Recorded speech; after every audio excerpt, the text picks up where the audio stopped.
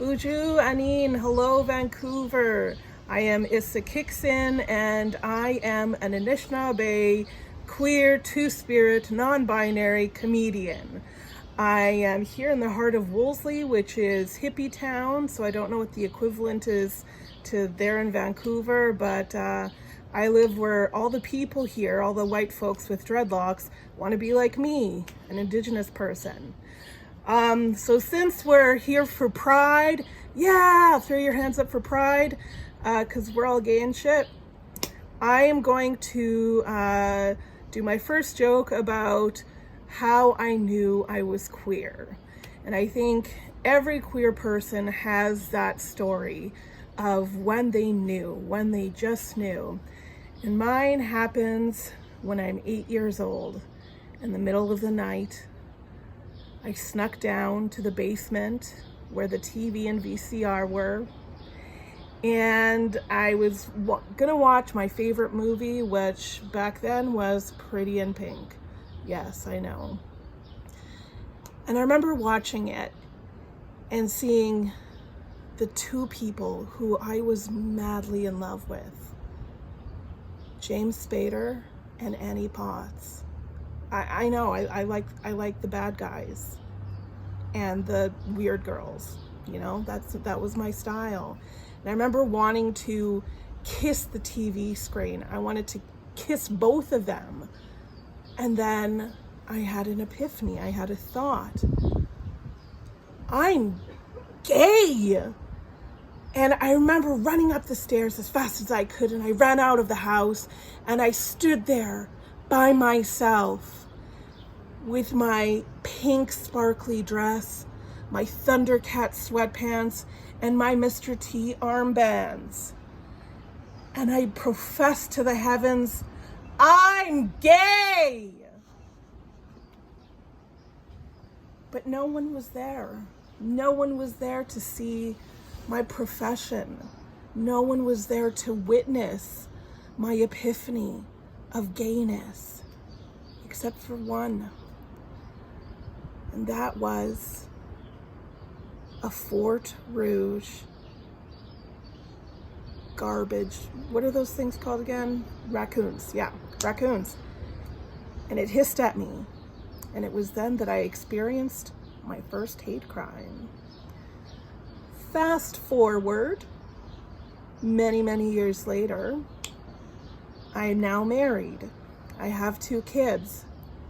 And my youngest comes up to me and says, Mom, I like girls. And I said to him, yeah, so do I. And then he said, I also like boys. And I thought, yeah, me too, sometimes. Rarely, but sometimes. And we both had a moment of being in each other's queerness. And so I remember we both came out together. And for me, I was so nervous. I was 30 years old. I was so nervous. And I remember saying it to my family.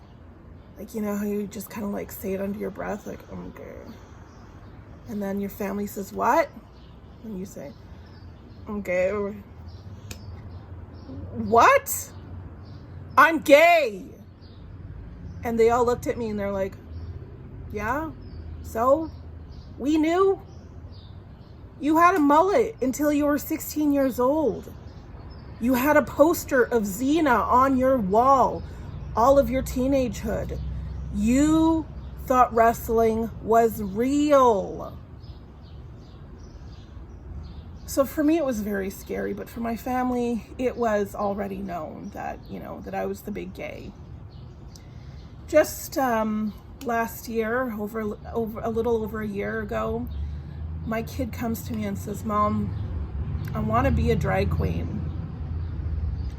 I said, okay, yeah, that makes sense. You've been watching a lot of RuPaul's Drag Race. #sellout. It just made sense that that's what he wanted to do. So I have my best friend, and she's a drag queen, and just immersed him right away in that life of, you know, being a drag queen. So now we have Winnipeg's youngest drag queen, which is Olivia Limehart. Check her out on Instagram and Facebook. And we hosted our first Pride last year, both me and her, and it was gorgeous. It was beautiful. So much pride I felt seeing my child being who they are as a child.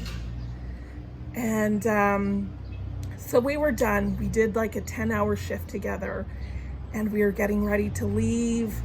And I look and it's packed. You know, Pride, it's full of all the gays, and all the gays are drinking, and all the gays are in all the ways.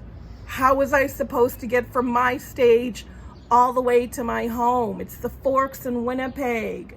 Everyone loves to be at the Forks in Winnipeg during Pride. So I have anxiety, and if you step on my foot, I'm not going to tell you. I'll maybe cough a whole bunch, like, and then you'll look at me and be like, it sounds like you have a sore throat. Would you like a lozenge? And I'll say no, and I still won't tell you you're standing on my foot. I can't be confrontational. But Olivia Limehart, she'll tell you what's what, and she doesn't care, nor should she. So we're walking through, and I'm like, oh, excuse me. Oh, okay, sorry, I'll find another way. Excuse me, we need to get by. No? Okay, shoot. And then Olivia Limehart steps out in front of me, all 4'5" of her, in her 6-inch heels.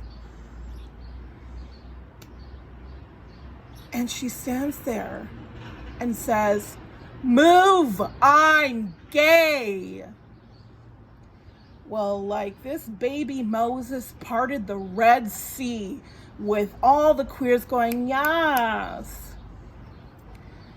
It was a beautiful moment to see my child command such respect. And in my heart, I felt a little jealous that she had the strength within her already.